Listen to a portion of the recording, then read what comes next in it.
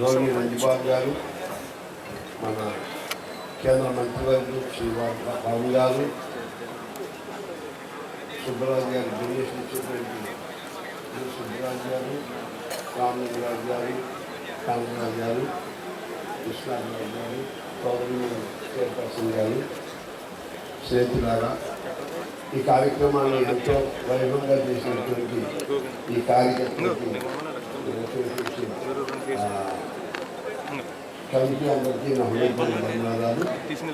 ఈ కార్యక్రమం ఇద్దరి గతంలో కూడా ఈ రోడ్డు అంతా మేము వెళ్ళి ఉన్నాము.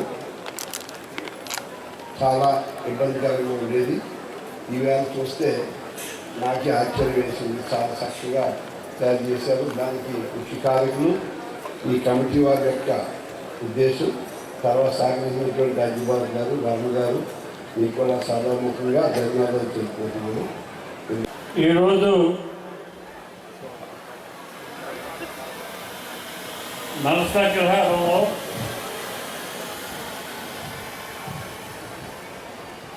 ఫోర్ లైన్స్ రోడ్డు ఏర్పాటు చేసి సెంట్రల్ రైటింగ్ పెట్టి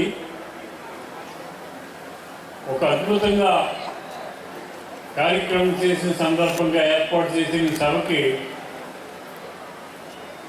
పెద్దలు, గౌరవనీయులు, ఈ ప్రాంతవాసి కేంద్ర మంత్రివర్యులు భూపతిరాజు శ్రీనివాసబాబు గారికి, ఆచంట ఎమ్మెల్యే పీతాల సత్యనారాయణ గారికి,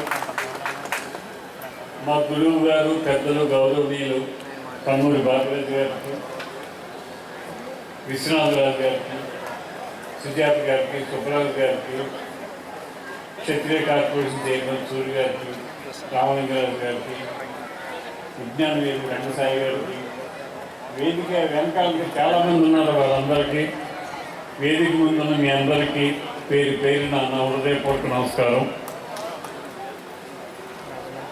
ఈరోజు భీమవరం పట్టణంలో ఒక అద్భుతమైన కార్యక్రమం చేశాం. 4,85,00,000 రూపాయలతోటి సెంట్రల్ లైటింగ్ తోటి 4 లైన్స్ రోడ్డు. గతంలో అయితే 40 ఎకరాలు బాగా వెనకబడి ఉండేది, ఫ్రీ టౌన్ ఇది. ఇప్పుడు బైపాస్ వచ్చిన తర్వాత, రైల్వే గేటు వచ్చిన తర్వాత ఈ ప్రాంతం బ్రహ్మాండంగా అభివృద్ధి చెందుతుంది. రాగల రోజుల్లో ఈ గేటుకి ఫ్లైఓవర్ కూడా వర్మ గారు ప్రయత్నం చేయాలని చెప్పి కోరుకున్నాం. ఫ్లైఓవర్ కూడా వచ్చినట్లయితే ఈ రోడ్డు బ్రహ్మాండంగా అభివృద్ధి చెందుతుంది. మన అదృష్టం ఏమిటంటే నరసాపురం పార్లమెంటు అభ్యర్థి భీమవరం అవటం, నరసాగ్రహారం అవటం, 30 సంవత్సరాలు ఒకే పార్టీలో ఉండి అధికారంలో లేకపోయినా సరే పార్టీని అంటబెట్టుకుని ఉండి పార్టీకి సేవ చేసిన వ్యక్తి మన బీజేపీ వర్మ గారు.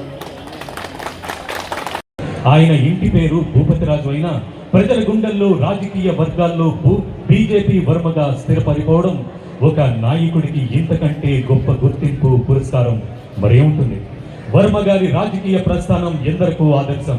ఒక నిఘంటువు, ఒక సామాన్య కార్యకర్త స్థాయి నుంచి ప్రతి ఇటుకను పేర్చుకుంటూ ఈ రోజు దేశ రాజధానిలో కేంద్ర మంత్రిగా సమున్నత శిఖరాలు అధిరోహించారు. పదవులు ఆయన్ని వెతుక్కుంటూ వచ్చాయే తప్ప ఆయన పదవుల కోసం ఎన్నడూ ప్రాకులాడలేదు. నిరాడంబరతకి, క్రమశిక్షణకి ఆయన నిలువెత్తు రూపం. పుట్టిన గడ్డకు, పెరిగిన నేలకు ఏదో ఒకటి చేయాలి, మాటలతో కాదు చేతలతో చూపించాలి. ఇదే వర్మ గారి జీవన సూత్రం. కేంద్ర మంత్రి అయిన తర్వాత యావత్ ఉమ్మడి పశ్చిమ గోదావరి జిల్లా రూపురేఖలను మార్చడమే ధ్యేయంగా ఆయన అహర్నిశలు శ్రమిస్తూ ఉన్నారు. జిల్లా ప్రజల దశాబ్దాల కలలైన కీలకమైన బైపాస్ రోడ్లు, జాతీయ రహదారుల విస్తరణ పనులను వేగవంతం చేయడంలో ఆయన చూపిన చొరవ అసాధారణం. గోదావరి జిల్లాల అనుసంధానానికి అత్యంత కీలకమైన నర్సాపురం కోటిపల్లి రైల్వే లైన్ పనులను, నిలిచిపోయిన వంతెన నిర్మాణాలను కేంద్ర ప్రభుత్వ నిధులతో పరుగులు పెట్టిస్తూ ఉన్నారు. మన ప్రాంతానికి తలమానికమైన ఆక్వా రంగానికి, చేనేత రంగానికి, స్థానిక పరిశ్రమలకు కేంద్ర సహాయాన్ని అందిస్తూ యువతకు ఉపాధి అవకాశాలు పెంచేందుకు ఆయన చేస్తున్న కృషి అమోఘం. ఢిల్లీలో మంత్రి అయినా తన ఇంటి తలుపులు సామాన్య ప్రజల కోసం ఎప్పుడూ తెరిచే ఉంటాయి. ప్రజల కష్టాలను నేరుగా విని అక్కడికక్కడే పరిష్కరించే గుణం ఆయన ప్రజానాయకుడిగా నిలబెట్టింది. జెండా పట్టిన చేతులే నేడు దేశ రథాన్ని నడుపుతూ ఉన్నాయి. నమ్మిన సిద్ధాంతమే ఆయన్ని కేంద్ర మంత్రి పీఠంపై కూర్చోబెట్టింది. ఇంటి పేరు బీజేపీ వర్మ. నిగర్వి మన భీమవరం కీర్తిని దేశ రాజధానిలో సగర్వంగా చాటుతోంది. నమ్మకానికి నిలువెత్తు నిదర్శనంగా, నిరహంకారానికి మారు పేరుగా తన పుట్టిన గడ్డని ప్రగతి పదంలో నడిపిస్తున్న మన ప్రియతమ కేంద్ర మంత్రి శ్రీ భూపతిరాజు శ్రీనివాస్ వర్మ గారు మరిన్ని ఉన్నత శిఖరాలు అధిరోహించాలని, వారి నాయకత్వంలో మన ప్రాంతం మరింత సుభిక్షం కావాలని మనస్ఫూర్తిగా ఆకాంక్షిద్దాం. ఆయన 129వ జయంతి సందర్భంగా ఇవాళ ఈ ప్రాంతంలో గతంలో ఉన్నటువంటి విగ్రహం స్థానే నూతనంగా మరియు కొత్త కాంస్య విగ్రహాన్ని ఆవిష్కరించుకోవడం లేదు. ఏదైతే అల్లూరి సీతారామరాజు గురించి దేశంలో ఉన్నటువంటి ప్రజలకు కానీ, రాష్ట్రంలో ఉన్నటువంటి ప్రజల గురించి, ఆ యొక్క పోరాట పటిమ గురించి తెలిసినటువంటి సందర్భం గతంలో లేదు. అల్లూరి సీతారామరాజు కేవలం ఉభయ గోదావరి జిల్లాలకు సంబంధించినటువంటి వ్యక్తిగా మాత్రమే మిగిలిపోయారు.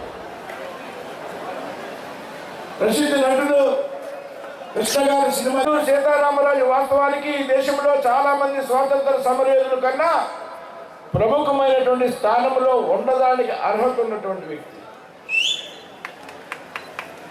అయితే ఆనాడు పాలకులు ఎవరైతే ఉన్నారో చాలా మందికి స్వాతంత్ర సమరయోధులకి ఇవ్వాల్సినంత గుర్తింపు ఇవ్వకుండా, చాలా మందికి స్వాతంత్ర సమరయోధులు వారి యొక్క కృషి చాలా తక్కువ ఉన్నా కానీ వారిని పెద్దలుగా చేసి చూపెట్టి చరిత్రలో పుస్తకాల్లో రాయడం జరిగింది.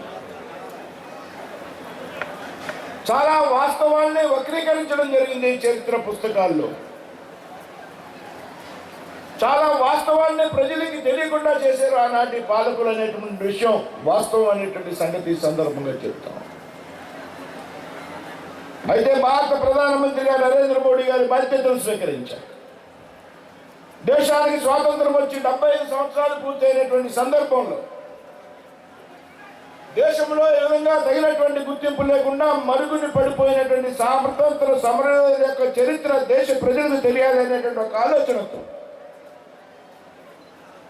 వారు చేసినటువంటి త్యాగాలు, కృషి దేశంలో ఉన్నటువంటి ప్రజలకు, మారుమూల గ్రామాలకు కూడా తెలియాలనేటువంటి ఆలోచనతో ఆజాదీ కా అమృత మహోత్సవం అనేటువంటి కార్యక్రమాన్ని తీసుకుని కేంద్ర మంత్రిగా, సాంస్కృతిక శాఖ మంత్రిగా మిత్రులు కిషన్ రెడ్డి గారు ఉన్నటువంటి సందర్భంలో అల్లూరు సీతారామరాజు గారిని గుర్తించడం జరిగింది అనే మాట వాస్తవం. భీమవరం ప్రాంతం రెండో భాగాలుగా ప్రసిద్ధి చెందినటువంటి ప్రాంతం.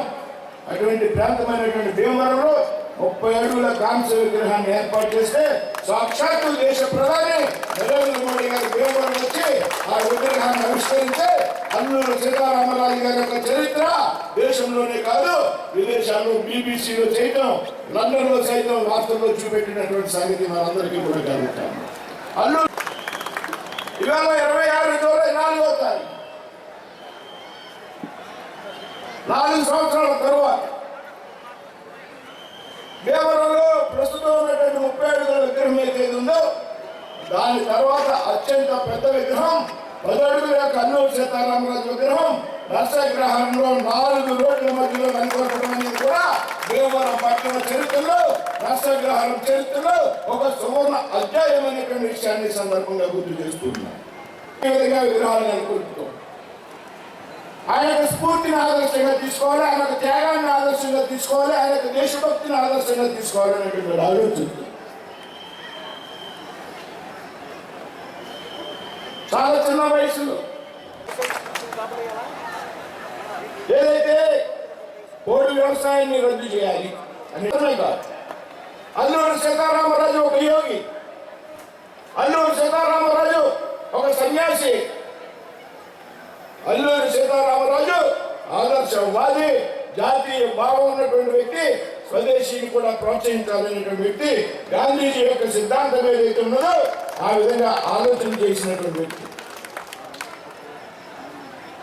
తపస్సు చేశాడు యోగిగా, సంస్కృతం నేర్చుకున్నాడు ఆ రోజుల్లో అల్లూరి సీతారామరాజు గారు. సన్యాసం స్వీకరించాడు. పేర్రాజు మున్సిపల్ ప్రాథమిక పాఠశాలలో చదువుకున్నటువంటి విద్యార్థి.